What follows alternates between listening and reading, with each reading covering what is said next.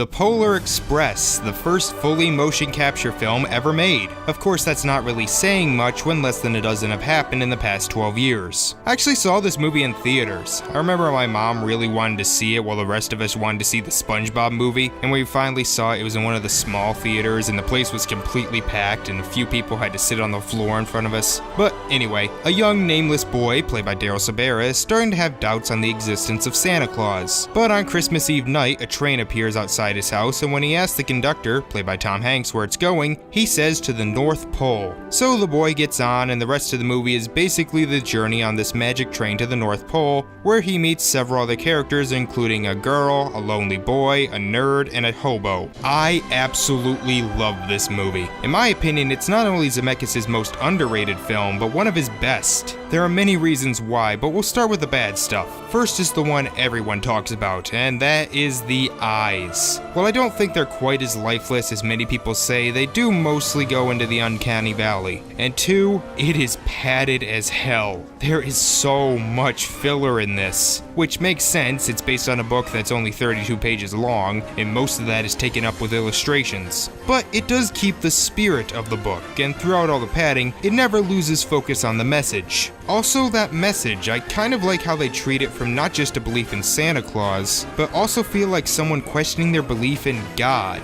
That's actually pretty clever. The acting is pretty good as well. Tom Hanks is clearly having the time of his life playing several different characters, including the conductor, Santa, the hobo, and the narrator. Also, Daryl Sabera, who you may remember as Junie from Spy Kids, does a really good job as the main boy. He talks like a real kid, manages to have the perfect tone for every scene, and even has some decent comedic delivery. But let's talk about the two best things about this movie. One is the visuals. By God, this movie still looks amazing. Yeah, the humans look a little pasty, but look at their clothes, look at the backgrounds, look at this train, it all looks incredible. And I love the action set pieces in this. Probably my favorite is this trip down a steep ravine that always makes me feel like I'm on a roller coaster. I suggest we all hold on tightly.